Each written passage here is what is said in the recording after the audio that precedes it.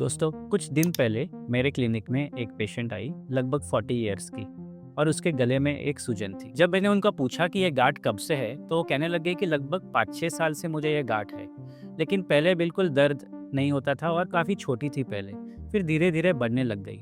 लेकिन जब वो गांठ धीरे धीरे बढ़ने लग गई, तो वो थोड़ी इनसिक्योर होने लग गई। शुरुआत में तो कुछ दर्द नहीं था, इसलिए उसने उसे छोड़ दिया और नज़रअंदाज कर दिया।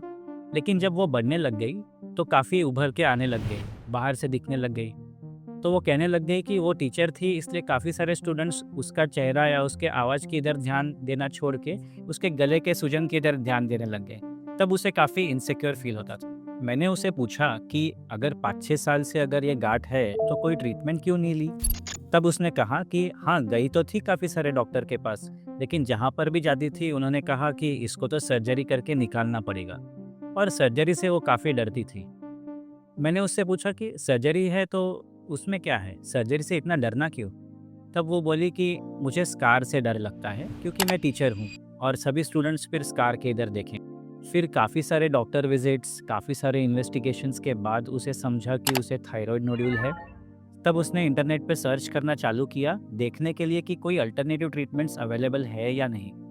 तब उसे समझा कि इसे बिना सर्जरी के भी ट्रीट किया जा सकता है, और उसे एक इंटरवेंशनल रेडियोलॉजिस्ट के पास जाना होगा। फिर इंटरनेट में उन्होंने सर्च किया कि इंटरवेंशनल रेडियोलॉजिस्ट कहाँ पे उन्हें मिलेंगे।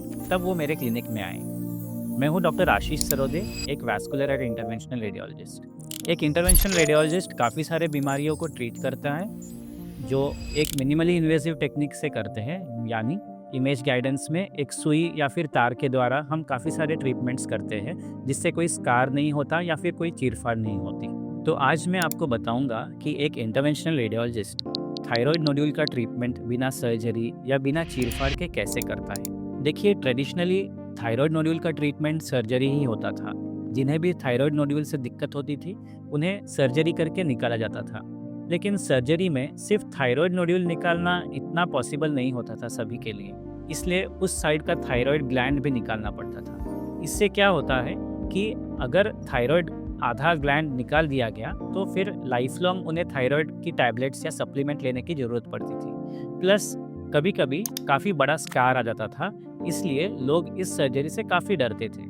लेकिन काफ़ी सारे टेक्निकल और टेक्नोलॉजिकल एडवांसेस के कारण आज हम इस थायराइड नोड्यूल को बिना चीरफाड़ के या बिना बाकी के थायराइड ग्लैंड निकाले हुए हम सिर्फ उस थायराइड नोड्यूल को जला के ख़त्म कर सकते हैं। थायराइड नोड्यूल अब्लेशन एक छोटे से सुई द्वारा होता है, जो आपके ब्लड कलेक्शन नीडल से थोड़ी सी मोटी होती है, लेकिन इससे कोई स्कार नहीं रहता। और सबसे बड़ी बात, मतलब आपको इस चीज़ के लिए एडमिशन की ज़रूरत नहीं होती।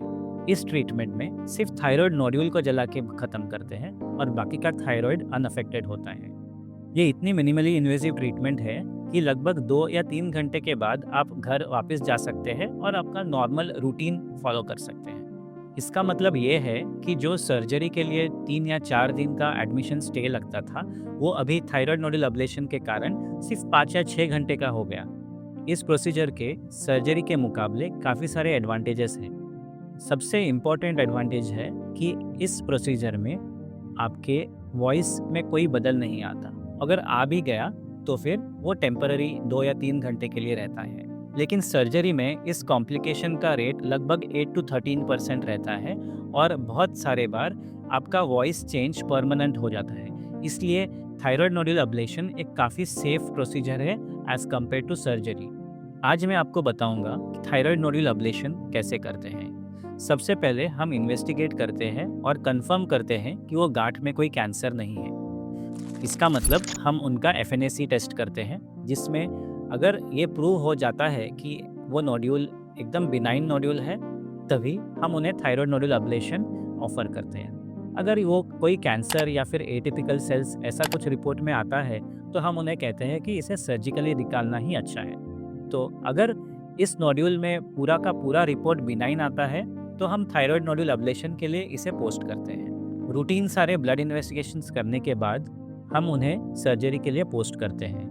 इस प्रोसीजर के लिए फास्टिंग रिक्वायरमेंट कुछ नहीं, या 2 या 3 घंटे का फास्टिंग भी इनफ है, क्योंकि ये एक minimally invasive local anaesthesia procedure है। जब पेशेंट को हम प्रोसीजर रूम में लेके आते हैं, तब उन्हें थोड़ा काउंसल करके समझाते हैं कि एक लोकल एनेस्थीसिया प्रोसीजर है, इसलिए डरने की कोई बात नहीं है और बीच में चाहे तो हमसे बात कर सकते हैं।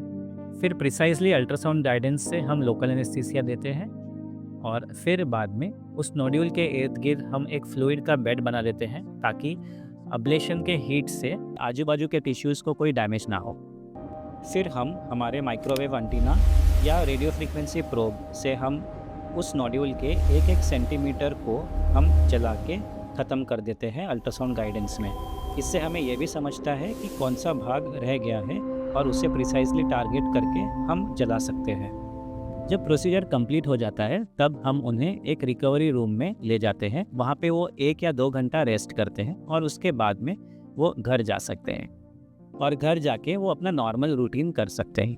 अगर आपको इस प्रोसीजर के बारे में और भी कोई इन्फॉर्मेशन चाहिए तो आपके इंटरवेंशनल रेडियोलॉजिस्ट से मिलें और उनसे कंसल्ट करें या फिर इस नंबर पे कांटेक्ट करें जिसमें हम आपको और सारी इन्फॉर्मेशन दे पाएंगे।